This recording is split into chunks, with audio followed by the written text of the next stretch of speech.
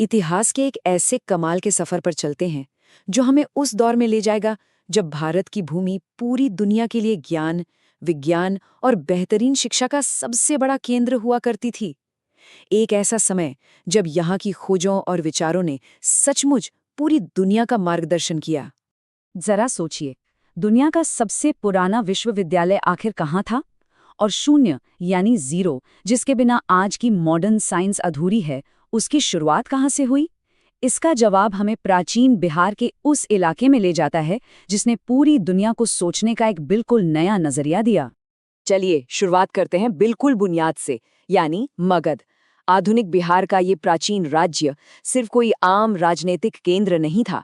ये वही धरती थी जहां से शक्तिशाली मौर्य और गुप्त साम्राज्यों का उदय हुआ।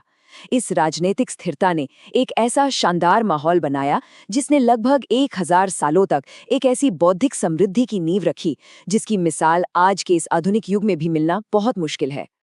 अब गुप्त काल की बात करें तो इसे यूं ही स्वर्ण युग या गोल्डन एज नहीं कहा जाता।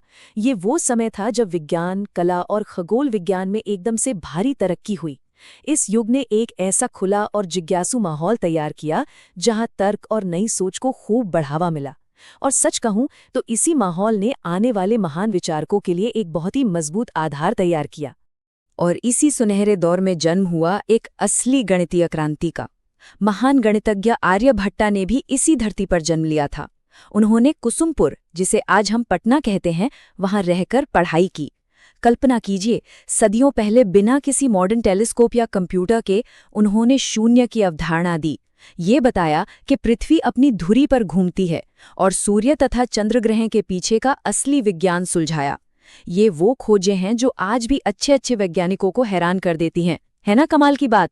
आगे बढ़ते हैं और बात करते हैं इस पूरे बौद्धिक माहौल के सबसे अनमोल रत्न की, नालंदा। 5वीं शताब्दी ईस्वी में शुरू होने वाला ये कोई मामूली स्कूल नहीं था। दुनिया का सबसे पुराना विश्वविद्यालय नालंदा यूनिवर्सिटी भी बिहार में ही था, जहां विदेशों से छात्र पढ़ने आते थे। ये एक ऐसा टॉप लेवल संस्थान था जो सिर्फ किताबों को रटने पर नहीं, बल्कि जीवंत बहस और खुले संवाद पर टिका था। यहाँ बौद्ध दर्शन से लेकर रसायन शास्त्र और गणित तक हर विषय पर बहुत गहराई से शोध किया जाता था। इस प्राचीन संस्थान के विशाल आकार का अंदाजा लगाने के लिए जरा 10,000 की संख्या पर गौर कीजिए। अपने सबसे बेहतरीन समय में नालंदा में एक साथ 10,000 छात्र पढ़ते और रहते थे। प्राचीन काल में इतने बड़े पैमाने पर एजुकेशन को मैनेज करना अपने आप में एक अकल्पनीय उपलब्धि है। आज के कई बड़े मॉडर्न विश्वविद्यालयों में भी इतने छात्र एक साथ कैंपस में नहीं रहते। और उस विशाल छात्र संख्या को पढ़ाने के लिए वहां पूरे 2000 शिक्षक मौजूद थे, यानी हर 5 छात्रों पर एक शिक्षक। ये एक ऐसा शानदार छात्र शिक्षक अनुपात है जिसे हासिल करने का सपना आज के सबसे बेहतरीन विश्वविद्यालय भी देखते हैं। ये साफ दिखाता है कि उस दौर में शिक्षा की क्वालिटी और हर छात्र पर व्यक्तिगत ध्यान देने को कितनी अहमियत दी जाती थी। यहाँ जो वास्तुकला या आर्किटेक्चर था वो अपने समय से बहुत आगे था। ये एक विशाल कॉम्प्लेक्स था जिसमें अनगिनत मठ और मंदिर शामिल थे। इतिहास को खंगालें तो पता चलता है कि ये शायद पूरी दुनिया का पहला ऐसा शैक्षणिक संस्थान था जहां छात्रों के लिए इतने बड़े स्तर पर हॉस्टल या डॉर्मेटरीज की सुविधा उपलब्ध थी। और ये जगह दुनिया भर के लिए एक चुंबक की तरह थी। चीन, कोरिया और तिब्बत जैसे दूर दराज के देशों से बेहतरीन दिमाग यहाँ खिंचे चले आते थे, जिनमें हुएंत्सांग जैसे विदेशी विद्वान भी शामिल थे। लेकिन एक बात साफ कर दूं, यहाँ एडमिशन मिलना कतई आसान नहीं था। इसके लिए एक बेहद कठिन प्रवेश परीक्षा से गुजरना पड़ता था। साथ ही यहाँ खगोलीय अध्ययन के लिए एक विशाल वेधशाला यानी ऑब्जर्वेटरी भी थी, जो इसके पक्के वैज्ञानिक नजरिए को साबित करती है। लेकिन हर कहानी में सिर्फ उजाला नहीं होता। अब बात करते हैं इसके दुखद पतन की। साल 1193 में एक ऐसा मोड़ आया जिसने सब कुछ बदल दिया। एक हिंसक अफगान हमले के दौरान नालंदा को पूरी तरह से नष्ट कर दिया गया। ऐतिहासिक दस्तावेज साफ बताते हैं कि इस विनाश ने 700 साल पुरानी ज्ञान परंपरा का एक ही झटके में निर्दयी अंत कर दिया।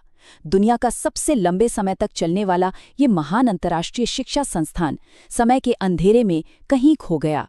पर कहते हैं ना, सच्ची विरासत कभी मिटती नहीं है। बात करते हैं इसके आधुनिक पुनर्जन्म की। इस पूरे सफर को देखें तो 5वीं सदी के उस महान उदय से लेकर 1193 ईस्वी के विनाश तक ये कहानी यहीं खत्म हो सकती थी, लेकिन नालंदा का शाब्दिक अर्थ ही होता है देने का कोई अंत नहीं है। इसलिए साल 2007 में ईस्ट एशिया समिट में इसके पुनरुद्धार की पहल हुई और 2010 में नया नालंदा विश्वविद्यालय अधिनियम लागू हुआ और इसी के साथ 21वीं सदी में इस संस्थान ने एक ऐतिहासिक वापसी की। जाहिर है इस अकादमिक दिग्गज को वापस लाना कोई आसान काम तो था नहीं। इसके लिए कई देशों को एक साथ आना पड़ा।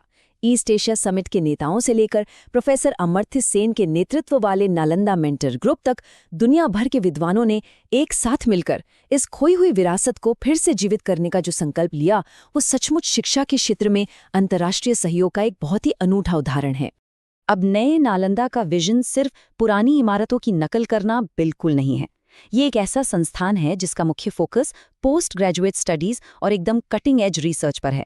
सबसे दिलचस्प बात यह है कि यहाँ प्राचीन दर्शन का आधुनिक विज्ञान और इकोलॉजी के साथ संगम हो रहा है। इसे पूरी तरह से पर्यावरण के अनुकूल एक हरे भरे कैंपस के रूप में डेवलप किया गया है, जो अतीत के ज्ञान को भविष्य की तकनीक से जोड़ता है। ये नया विशाल 450 एकड़ का कैंपस राजगीर में बनाया गया है, जो प्राचीन खंडरों से महज 10 किलोमीटर दूर है। इतनी पास होने का मतलब समझते हैं? इसका मतलब है कि यहाँ पढ़ने वाले छात्र रोजाना उस महान और समृद्ध इतिहास से सीधे जुड़ सकते हैं। ये सिर्फ एक जगह नहीं है, बल्कि ये इतिहास को भविष्य से जोड़ने वाला एक जीता जागता पुल है। और राजगीर की पहाड़ियों के बीच स्थित ये नया कैंपस कितना शांत और प्रेरक लगता है।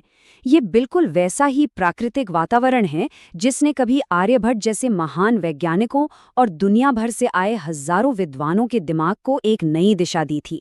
उसी धरती की ऊर्जा आज फिर से नए विचारों को जन्म देने के लिए पूरी तरह तैयार है। तो अब सबसे बड़ा सवाल ये उठता है, क्या ये नया नालंदा प्राचीन काल की उस ऐतिहासिक चमक की बराबरी कर पाएगा? क्या ये पुनर्जीवित संस्थान एक बार फिर से ज्ञान की ऐसी वैश्विक क्रांति लाएगा जिसकी गूंज पूरी दुनिया में सुनाई दे?